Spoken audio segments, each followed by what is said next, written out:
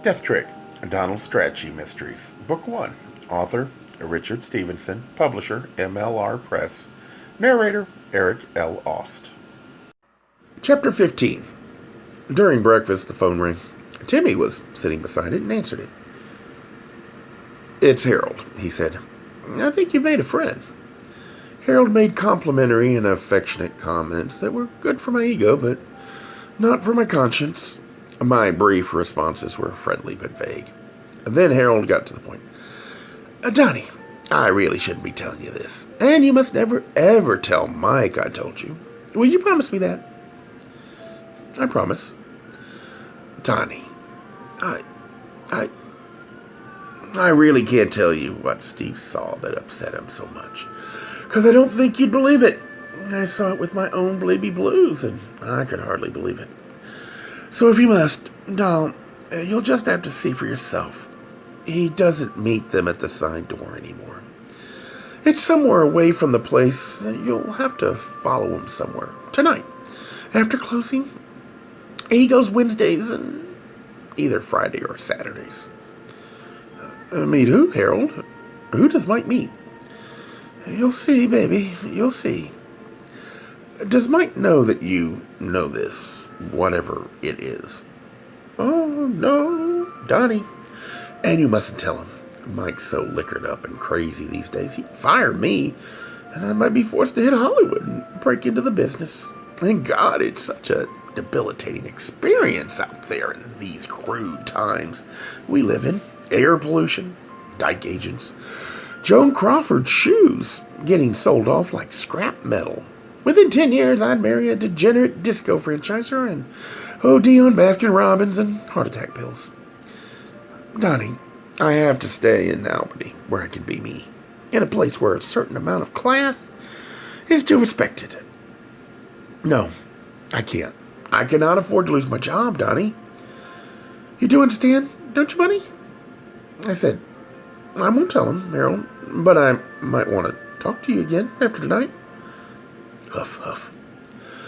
"Well, I should hope you'll want to speak to me again, now that we're lovers. By the by, love buns, who was that who answered the phone just now?" "That was my houseboy." "Ah, I should have known. You older guys? Is he Filipino?" "Eskimo. And you told me you were queer." "I swing both ways, remember? You're a flawed masterpiece, Donnie. That's what you are. But what's a woman to do? Tell me another thing, Harold. Did Mike know that Steve saw whatever he saw?" "Yes, it was horrible. Steve confronted Mike the day after. Steve told me, and Mike was sloshed as usual and started screaming like a bitch. He even fired poor Steven, but then he changed his mind 5 minutes later. See, that's why I'm so scared. Steve was the hot jock, and Mike needed him. And anyways, Mike always had a soft spot for Steven, even after they broke up. Me, lovable as I am, I'm just a charwoman to Mike, and I can be replaced by any sleazy slut who walks in the door." "Where were you when you saw it?" "In the DJ booth with Steve. It was at 4:45, and Mike thought everyone had left for the night. But I was depressed about one thing or another, and I was hoping Steven might cheer me up. He had once before, but he wouldn't this time, the little faggot. Anyway, we did get to talking, though Steven was a dear, dear man, and then we looked out and saw it. We just sat there then, scared half to death, until Mike turned the lights out and left. And we got out with Steve's key. It really blew our minds, Donnie. The pits, the absolute pits." I said, "Thank you, Harold. You've done the right thing in telling me this, but you mustn't tell anyone else, okay? And I won't either. My lips are sealed, lover, except when I'm with you, and then they are parted." "Good. Thank you. One last thing, Harold. Do you know a guy named Frank Zimka? He's a hustler I think Mike has done business with." "I know who he is, yes. He's weird. I've seen him around once with Mike. When did you see him with Mike? Last summer. Once or twice, maybe. I don't like him. When Zimka's down, he's a real depresso, and when he's on speed, he gets crazy. I heard one time he bounced a toilet seat off a guy's head. Some other whore who turned on to Zimka's trick. A toilet seat. Does he carry one with him or what? I wouldn't know the answer to that, sweet thing. I'm only saying what I heard. Donnie, I had a wonderful time last night. You made me feel like a natural woman. Like a human being. A wave of dizziness. I'd made a terrible mistake. This was going to be hard. Impossible, I said. I'm glad. Until the next time, lover. Oh, right, yeah. See you, Harold. Thanks again. It is I who am the one who is grateful. So long, Harold. I hung up. Timmy looked up from his wheat checks, then down again. I said, shit. I am made of shit. Come on now, he said. You have your good points. Today, my one good point is I'm beginning to understand this whole Kleckner, Blunt, Zimka, Truckman, Phantasmagora, I think. Right. As a detective, you're sterling silver. It's only as a human being that you're made of clay. What do you think you found out? I told him. He didn't finish his breakfast. Timmy put on some of the clothes he kept in my closet and left for his office. I gathered up my notes, retrieved the 2 letters for Billy Blunt from I'm Here Again, stuffed everything in my canvas tote bag, and drove over to Central. In the office, I made another appointment with the Blunts at 1 o'clock. A low tea on State Street. I was going over my notes again when Margarita Mays called. Mr. Strachey, I've been in touch with Chris. She called me too, as you said she would. Thank you. I talked to her last night, she said. I could tell you she'd be in Albany Saturday night, and would you come for a brunch on Sunday? She won't tell you where Billy is, though. She said I should emphasize that, and if you go to the police, she'll deny all of these things. Will you come? Well, that's certainly a lovely invitation, and I'll let you know by Friday or so, if that's all right. That will be fine. Call me at the office.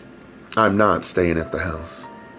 Someone tried to break in last night, and I'm staying with a friend in Westmere until Chris gets back.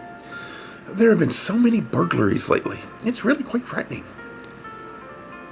Margarita, let me ask you a question.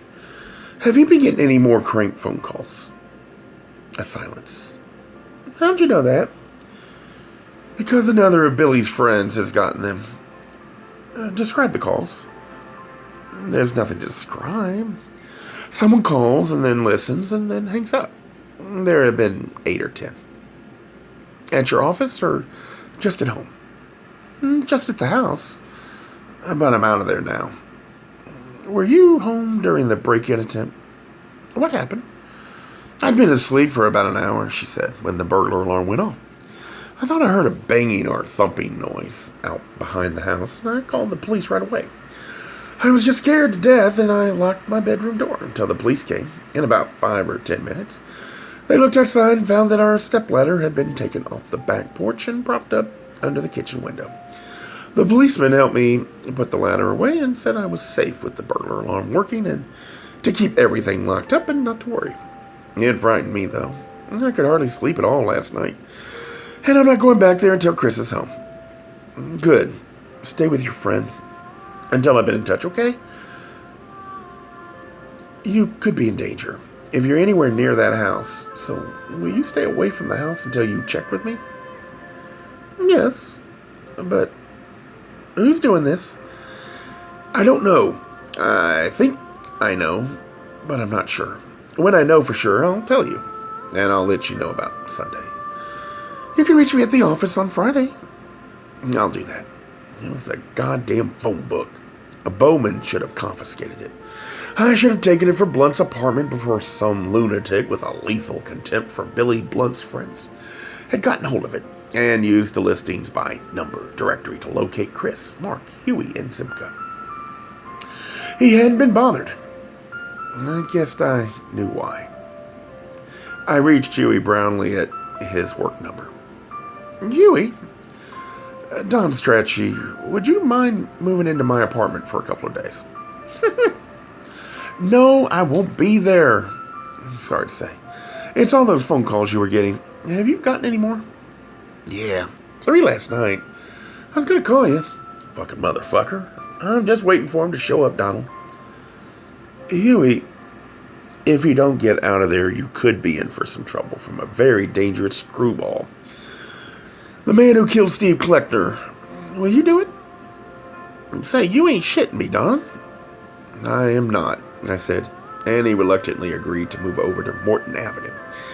I gave him the address, told him where to find the key, and said I'd see him on the weekend. I phoned Mark Deslandi at Sears. Mark, Don Strachey, I have a funny question that isn't really funny. Have you gotten any weird phone calls in the last few days? No. Have you? You haven't?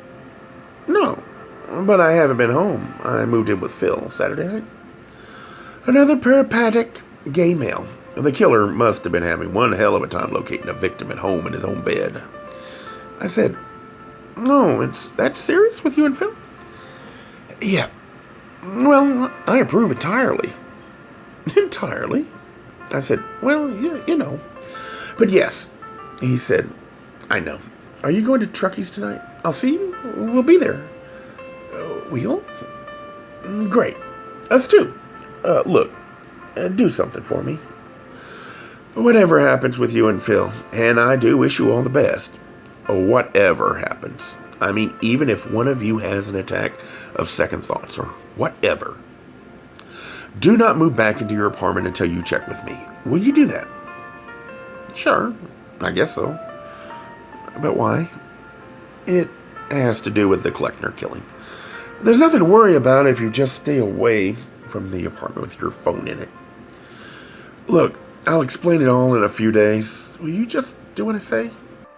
Deslandi told me he would do what I said. Although, as it happened, he did not. I made coffee on my hot plate. I thought about going out for cigarettes. I went back to my desk. I looked up Frank Zimka's number and stared at it.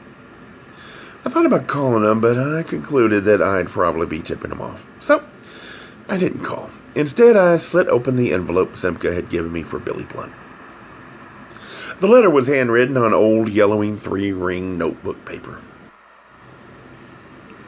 "My dear loving friend Billy, I don't know where to get in touch with you, but the guy who has given you this letter said he would give it to you. I miss you so much, even though our relationship is quite strange. It has meant so much to me, as I told you many times. Is it an impossible dream that we will be together again one day? I don't think that is too much to hope for in this life, though sometimes I think it is. And I don't know what is going to happen to me. I guess I'm just a real crazy fuck-up. When I think about our relationship, I get depressed. But I am willing to continue it if the opportunity presents itself. I hope you are happy and healthy, and whatever befalls, remember that someone loves you. It makes me joyous just to be able to write that. With all my love, Frank. Eddie." Ha ha. Eddie again. The name in the record shop. And the name in the Blunt's letter to Billy. Zimka was Eddie. I had to talk to the Blunts, both senior and junior. I phoned Timmy at his office. "It looks as if I'm going to Denver tomorrow. I'll know for sure by the end of the day. Did your friend in L.A. call back?" "Not yet. But he'll come through. Harvey is relentless. Have you ever been to Denver?" "You'll go for it. I spent 20 years in Salt Lake City one summer, but that's the extent of my acquaintanceship with the Mountain States. Denver's a nice town, and it's not called the Queen City of the Rockies for no good reason. A mile high San Francisco. Hardly that, but still nice. Lots of opportunities for immorality. In your ear, I hope you've spent a moral morning. If so, you're on your way. Did you know that after 12 years, your soul heals like your lungs after you quit smoking? What about immoral thoughts? Do they count? I had one a while ago. Hey now, you've got the idea. Yes, they count, but not as much as deeds. I said, by the way, Mark and Phil are now living together. I called Mark to find out if he'd been getting funny phone calls, like Hugh Brownlee's. Margarita Mays has been getting them too, and somebody tried to break into her and Chris's house last night. I suggested they stay away from their apartments for a few days, and that's when Mark told me, I'm worried. They're a good pair. It should work. Is it Zimka you're worried about? I think so, yes. The only thing I'm sure of is they're all connected in some messy, volatile way. Kleckner, Blunt, Zimka, Truckman, Chris Porterfield, Stewart, Blunt, Jane Blunt. The lot. And then there's this Eddie. The wild card. I told him about the 2 letters. From the Blunts to their son, and from Zimka to Blunt. I'm seeing the Blunts at 1. Maybe they'll clear things up, out of character as that might be for them. Then I told him what I had decided to do that night. Do you want me to go with you and bring that Leisha? Yeah, I do. Wear your track shoes? Am I gay or am I gay? Soon after I hung up, the mail arrived. There was a thank you note on a little engraved card from Mrs. Hugh Bigelow. A lapsed feminist that was depressing. But I guessed everybody found a way. Also, among the bills and clutter was an envelope with a check for $2,000 from Stewart Blunt. I signed it over to the Rat's Nest Legal Defense Fund and stuck it in my wallet along with Mike Truckman's check. At 1:45, Harvey Geeds called from Los Angeles. He'd spent most of the night, he said, trying to track down someone with a current address for Kurt Zinzer of the FFF. And after driving from West Hollywood to Santa Monica to Venice and back to Hollywood again, he'd found it. I wrote down the phone number and the building and apartment number on a street in Denver. I told Harvey I owed him one, and he agreed. I trekked up Central to Elmo's in search of nourishment to gird myself for a visit with the Stewart Blunts of State Street and Saratoga. A Gay Mysteries audiobooks. I think it is easy to hate a label, but a face humanizes the word. So this effort is twofold: to offer comfort to those like myself that your world didn't end because you don't fit into the view of acceptable society on both sides, and in hopes of helping those with family that are LGBTQ, that it doesn't mean we are aliens from the child they once knew. Reassure them so they can maybe be supportive at the same time, being true to their values.